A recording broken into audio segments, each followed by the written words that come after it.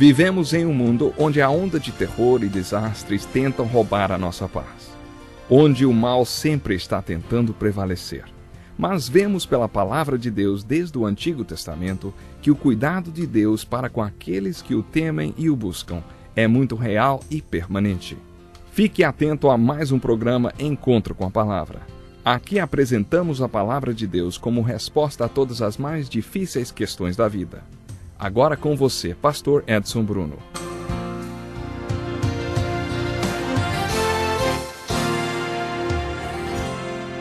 Seja bem-vindo ao nosso tempo de estudo da Palavra de Deus de hoje. É uma alegria contar com a sua participação para mais um estudo do Evangelho de João, versículo por versículo. Abra sua Bíblia agora no capítulo 7 de João. Acompanhe comigo a leitura dos versículos 1 até ao 13. Diz assim, Depois disso, Jesus percorreu a Galiléia, mantendo-se deliberadamente longe da Judéia, porque ali os judeus procuravam tirar-lhe a vida. Mas, ao se aproximar da festa judaica das cabanas, os irmãos de Jesus lhe disseram: Você deve sair daqui e ir para a Judéia, para que os seus discípulos possam ver as obras que você faz. Ninguém que deseja ser reconhecido publicamente age em segredo. Visto que você está fazendo essas coisas, mostre-se ao mundo, pois nem os seus irmãos criam nele. Então Jesus lhes disse: Para mim, ainda não chegou o tempo certo. Para vocês qualquer tempo é certo. O mundo não pode odiá-los, mas a mim odeia, porque dou testemunho de que o que ele faz é mal. Vão vocês à festa, eu ainda não subirei a esta festa, porque para mim ainda não chegou o tempo apropriado. Tendo dito isso, permaneceu na Galiléia. Contudo, depois que os seus irmãos subiram para a festa, ele também subiu, não abertamente, mas em segredo. Na festa, os judeus o estavam esperando e perguntavam: Onde está aquele homem? Entre a multidão havia muitos boatos a respeito dele. Alguns diziam: É um bom homem. Outros respondiam: Não, ele está enganando o povo. Mas ninguém falava dele em público por medo dos judeus. No capítulo 7, temos a descrição de uma cena que se encaixa no ensino do capítulo 6. Acabamos de estudar esse capítulo e estudamos o sermão do Pão da Vida. Na verdade, esse sermão foi uma conversa que Jesus teve com os discípulos que o estavam seguindo. A parte que eu mais gosto deste sermão é quando Jesus fala sobre suas obras. Vocês se lembram que Jesus iniciou a conversa falando sobre esse trabalho? Sobre trabalho. Ele os repreendeu por se envolverem em obras que não tinham valor nem sentido. Daí eles quiseram saber no que valia a pena trabalhar e acabaram questionando as obras de Jesus. Jesus respondeu esta pergunta várias vezes durante esse sermão, mas acredito que o versículo 63 é bem direto. Diz assim: O Espírito dá vida. A carne não produz nada que se aproveite. As palavras que eu lhes disse são espírito e vida. Outro exemplo da resposta de Jesus em relação à sua obra é o versículo 37. Todo aquele que o Pai me der virá a mim, e quem vier a mim, eu jamais rejeitarei. Pois desci dos céus não para fazer a minha vontade, mas para fazer a vontade daquele que me enviou. E esta é a vontade daquele que me enviou, que eu não perca nenhum dos que ele me deu, mas os ressuscite no último dia. Parece-me que, quando Jesus fala sobre sua obra, afirma que o Pai é o responsável pelo que ele estava fazendo. Gosto muito dessa parte das Escrituras. Elas servem de consolo para mim quando dizem: Ninguém pode vir a mim se o Pai que me enviou não o atrair. Jesus estava deixando claro que jamais lançaria fora os que foram atraídos a ele pelo Pai, porque a vontade do Pai é que nenhum dos que se chegarem a ele se perca, nenhum dos que lhe forem entregues. Aquelas pessoas disseram: Dura esta palavra, quem pode suportá-la? O profeta Isaías inicia o capítulo 53 do seu livro perguntando: Quem creu em nossa mensagem? A quem foi revelado o braço do Senhor? A partir daí, Isaías profetizou sobre o Senhor Jesus. Era a sua profecia messiânica. Quem creu? Aqueles a quem foi revelado. Estes foram os que creram. Parece que Jesus quis dizer isso com o sermão do Pão da Vida. Agora que chegamos ao capítulo 7, percebemos que Jesus continuou a falar sobre sua obra. No capítulo 6, Jesus disse que suas palavras eram as palavras de Deus, do Pai, e que essas palavras são espírito de vida. No capítulo 7, Jesus quer dizer que suas palavras falam sobre o Espírito e sobre a vida eterna. Jesus quer dizer que suas palavras são poder espiritual. Suas palavras possuem poder de criação. Neste capítulo, Jesus segue o mesmo tema de todo o Evangelho de João: o novo nascimento como obra do Espírito. Os homens precisam nascer do Espírito. Nos capítulos 3 e 4, encontramos a expressão novo nascimento. Vimos que os apóstolos também usam a palavra criação para se referir ao novo nascimento. Mas, como o homem interior, o homem espiritual, é criado dentro de nós, como é isso? A resposta das Escrituras é: ele nasce em nós. Pedro usa esse tipo de figura de linguagem no final do capítulo 1 e no início do capítulo 2 de sua primeira carta. A palavra é como uma semente espiritual.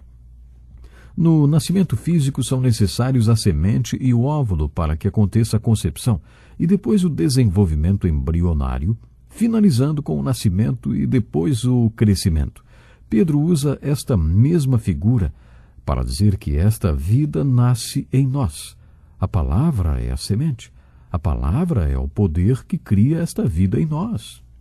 Talvez tenha sido isto que Jesus quis dizer quando falou: as palavras que eu lhes disse são espírito e vida. É como se ele estivesse dizendo que estava fazendo a obra do Pai, e nisto consistia a obra do Pai. Costumamos dizer que Jesus começou e terminou o seu ministério com um retiro espiritual. O primeiro retiro foi por ocasião da pregação do Sermão da Montanha, e o último está relatado no final do Evangelho de João, quando Jesus pregou o sermão da última ceia. Esses dois retiros foram feitos para os discípulos e o propósito do ensino de Jesus era lhes mostrar como ser parte da solução, da resposta e da obra de Deus no mundo. No sermão da última ceia, relatado no capítulo 14 do Evangelho de João, a palavra de Jesus é mais ou menos esta: vocês estão maravilhados com as minhas palavras e com as obras que me viram fazer? Deixe-me contar uma coisa sobre minhas palavras e minhas obras. Eu e o Pai somos um. Com isto, Jesus deixou claro como é forte sua ligação com o Pai.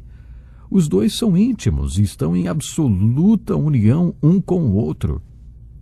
No capítulo 14 do Evangelho de João, temos o registro das seguintes palavras de Jesus: você não vê que eu estou no Pai e o Pai está em mim? As palavras que eu lhes digo não são apenas minhas. Ao contrário, o Pai, que vive em mim, está realizando a sua obra. Jesus mantém esta mesma afirmação nos capítulos 6 e 7 e em todo o Evangelho de João. O meu ensino não é de mim mesmo. Vem daquele que me enviou. Sim, vocês me conhecem e sabem de onde sou. Eu não estou aqui por mim mesmo, mas aquele que me enviou é verdadeiro. Vocês não o conhecem, mas eu o conheço porque venho da parte dele e ele me enviou. No sermão da última ceia, Jesus fez uma declaração impactante. Tudo isto lhes tenho dito enquanto ainda estou com vocês. Mas o Conselheiro, o Espírito Santo, que o Pai enviará em meu nome, lhes ensinará todas as coisas. Ele lhes fará lembrar tudo o que lhes disse. Percebemos como Jesus estava sempre em união com o Pai. Ele estava sempre buscando conhecer a obra que o Pai queria que ele fizesse e a palavra que o Pai queria que ele falasse. Jesus era um com o Pai e simplesmente fazia tudo o que o Pai queria que ele fizesse. No capítulo 7, observamos que quem aparece são os irmãos de sangue de Jesus falando sobre a festa das cabanas ou a festa dos tabernáculos. Naquele tempo, todos os homens judeus iam para Jerusalém por causa dessa festa. Por isso, seus irmãos sugeriram que Jesus também fosse. As razões que eles apresentaram para que Jesus fosse à festa mostrou que eles não criam nele.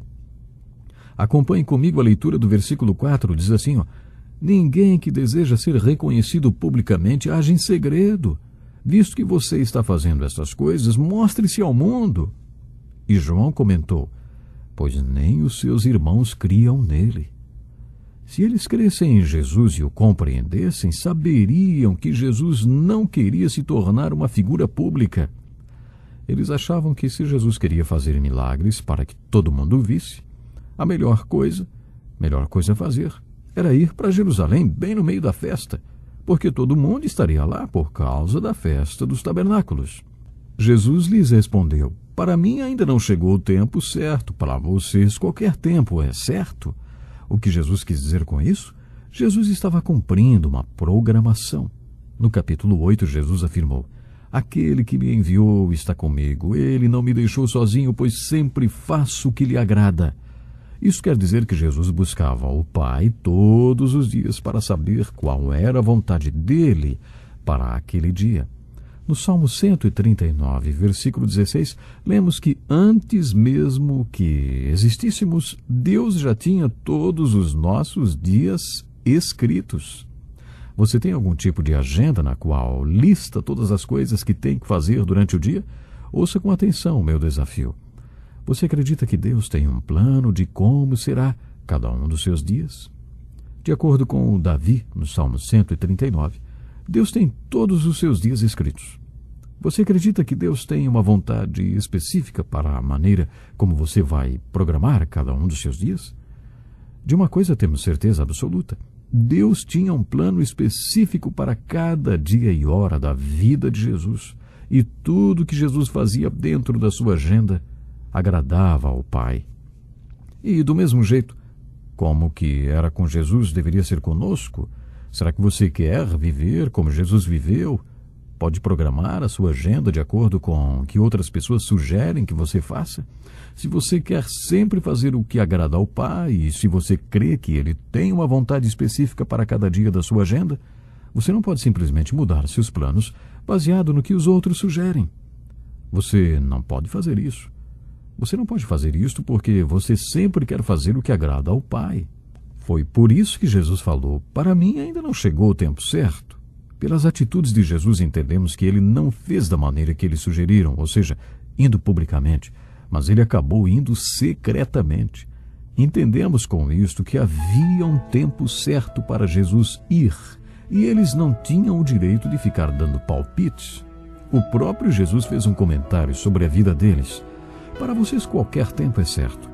Quer dizer, eles não deixavam Deus programar a vida deles, nem se preocupavam se o que faziam agradava a Deus, nem se estavam dentro dos planos de Deus para a vida deles. Por isso eles faziam sempre do jeito deles, sem se importar quando iam ou se importar com o que fariam. Pense nisso e até o próximo programa. Deus lhe abençoe.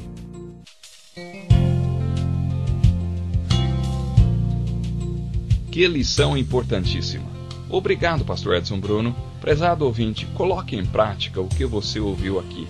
Sem dúvida, sua vida será grandemente abençoada. Este é um estudo escrito pelo Dr. Dick Woodward, na voz do pastor Edson Bruno. Escreva-nos e solicite o material. Nosso endereço é Encontro com a Palavra, Caixa Postal 2011, CEP 89201-970, Joinville, Santa Catarina. Até o nosso próximo encontro com a Palavra.